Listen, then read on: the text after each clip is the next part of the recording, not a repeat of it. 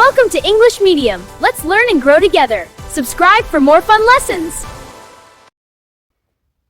Hello my dear children, मेरे 11th class के students, बेटा एग्ज़ाम्स है ना, बहुत नज़दीक आ रहे हैं और मैंने सोचा है कि हम एक 11-11 प्रोग्राम जो है वो स्टार्ट करते हैं।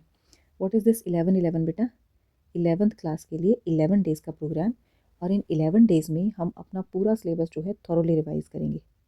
रोज़ थोड़ा थोड़ा, एवरी डे 1 स्टेप, और आपका एग्ज़ाम आने तक हम पूरा सिलेबस जो है इतना अच्छे से रिवाइज़ कर चुके होंगे, इतना तसल्ली से रिवाइज़ कर चुके होंगे कि जब आप एग्ज़ाम में बैठेंगे तो आपको नर्वसनेस नहीं होगी और आपको कॉन्फिडेंस होगा कि हाँ, ये चीज़ें मैंने बहुत अच्छे से, इन चीज़ों को मैंने बहुत अच्छे से टाइम दिया है, बहुत अच्छे से मैंने इनको बहुत सेटिस्फैक्टरीली अपनी प्रिपरेशन की है। ओके बेटा, तो आज की जो वीडियो है ये सिर्फ इंट्रोडक्टरी वीडियो है। इसमें मैं आपको बताने जा रही हूँ कि हम किस तरीके से इसको करेंगे। तो देखिए बेटा, ये हमारा सिलेबस है।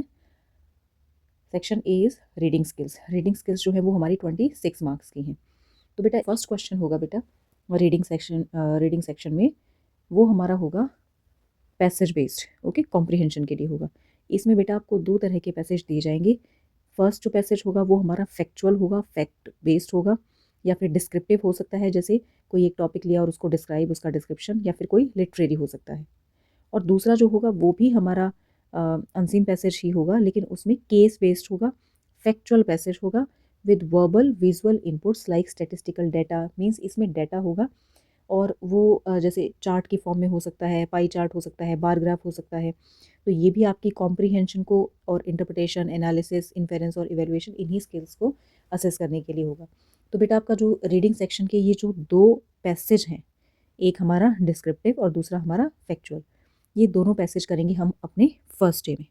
ओके, 11-11 का जो फर्स्ट डे है उसमें हम अपना रीडिंग कॉम्प्रिहेंशन करेंगे। उसके बाद सेकेंड डे में हम करेंगे नोट मेकिंग। ओके बेटा, क्योंकि नोट मेकिंग जो है उसको एक बार बड़े अच्छे से डिटेल में किया जाना चाहिए, तो नोट मेकिंग करेंगे हम अपना सेकेंड डे में। Then come to the grammar and writing, creative writing skills. ये हमारा 23 मार्क्स का है बेटा। तो जो हमारा 11-11 का थर्ड डे है उस दिन हम करेंगे अपनी ग्रामर, ओनली ग्रामर हम करेंगे, और इसमें हम एज मैनी क्वेश्चंस पॉसिबल, कि जितना गैप फिलिंग है, टेंसेस हैं, क्लॉजेस हैं, रीऑर्डरिंग और ट्रांसफॉर्मेशन ऑफ सेंटेंसेस है, जितनी एक्सरसाइज मैं आपको करवा सकती हूँ उतनी मैं आपको करवाऊंगी। ओके बेटा, तो इसमें 7 क्वेश्चंस आपको करने होंगे out of the 8 given. Fourth day जो है बेटा हमारा वो होगा हमारा क्रिएटिव राइटिंग में हम सबसे पहले स्टार्ट करेंगे क्लासिफाइड एडवर्टीजमेंट। सो हमारे फोर्थ डे में हम एडवर्टीजमेंट्स करेंगे। देन फिफ्थ डे में हम करेंगे poster making. Okay, every day just 1 step, है ना, जल्दी नहीं करनी है क्योंकि काम को अच्छे से करना है, स्लो एंड स्टेडी। स्टेडी रहना है, हमें कंसिस्टेंट रहना है। स्लो तो कोई बात नहीं, स्लो नहीं है, हमने अपना पूरा अच्छे से टाइम टेबल बनाया है तो मैनेज हो जाएगा। 6th डे में हम करेंगे स्पीच और डिबेट जो है बेटा वो भी हम 6th डे में ही करेंगे, क्योंकि स्पीच और डिबेट जो है दे आर ऑलमोस्ट सिमिलर, बस थोड़ा सा डिफरेंस होता है, आपको पता ही, आपने पढ़ा हुआ है। नेक्स्ट हमारा 7th डे में हम करेंगे बेटा लिटरेचर सेक्शन। तो लिटरेचर सेक्शन में हम क्या करेंगे, पोइट्री एक्सट्रैक्ट जो हमारा आएगा वो कुछ एक पोइट्री एक्सट्रैक्ट हम करेंगे 7th डे में। फिर 8th डे में हम करेंगे बेटा pros extract. Okay, 8th day में हमारा प्रोज एक्सट्रैक्ट हो जाएगा। प्रोज एक्सट्रैक्ट बेटा हमारे 2 होंगे, एक हॉर्नबिल से आएगा और एक स्नैपशॉट से, तो ये हम एक ही दिन में लेंगे। उसके बाद 9th डे जो है हमारा 11-11 का बेटा, उसमें हम करेंगे शॉर्ट आंसर टाइप क्वेश्चंस। तो जितने भी इंपॉर्टेंट क्वेश्चंस हैं वो मैं आपको हर चैप्टर से इसमें इंक्लूड करने की कोशिश करूँगी। उसके बाद बेटा हमारा जो 10th डे है, 10th डे में हम करेंगे लॉन्ग आंसर टाइप क्वेश्चन, और सेम हेयर बेटा लॉन्ग आंसर टाइप क्वेश्चन जो है उसमें भी हॉर्नबिल से और स्नैपशॉट से। ओके, तो ये हम एक ही डे में लेंगे।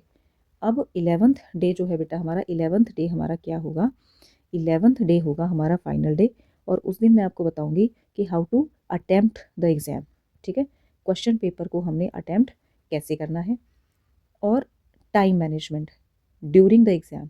ठीक है, पहले तो आपको टाइम मैनेज करना ही करना है, but during the exam how to manage time, किस क्वेश्चन को आपने कितना टाइम देना है ताकि आपका पेपर कंप्लीट हो जाए, आपके पास रिवीजन के लिए भी टाइम रहे, आपको जल्दबाजी भी ना करनी पड़े और आपका पेपर बहुत अच्छे से आप अटेम्प्ट कर पाएँ।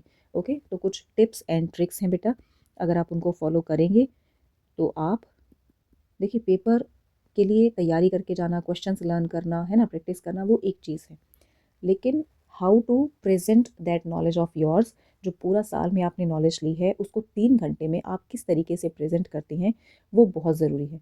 वो जो प्रेजेंटेशन है वो बताती है कि आपने कितनी अच्छी तैयारी की है। तो उसके लिए कुछ टिप्स एंड ट्रिक्स होते हैं, कुछ एक चीज़ें फॉलो करनी होती हैं ताकि आप अपना पेपर बड़ा नीट एंड क्लीन कर पाएँ, जो एग्जामिनर है उसको समझ आए कि आप क्या कहना चाहते हैं। तो वो सारी चीज़ें, ये सब मैं आपको बताऊँगी डे 11 जो कि हमारा फाइनल डे होगा, how to attempt the paper. Okay बेटा, so this is our plan, only 11 days we want और क्विक एंड थॉरो रिवीजन हमारा हो जाएगा। ये 11 डेज़ बेटा अगर आप मेरे साथ रहते हैं तो ट्रस्ट मी कि अगर आपने अपना टारगेट रखा हुआ है कि मुझे 60% मार्क्स लेने हैं तो वो टारगेट आपका 70 चला जाएगा। अगर आप 70% का टारगेट रख के चल रहे हैं तो 80 चला जाएगा।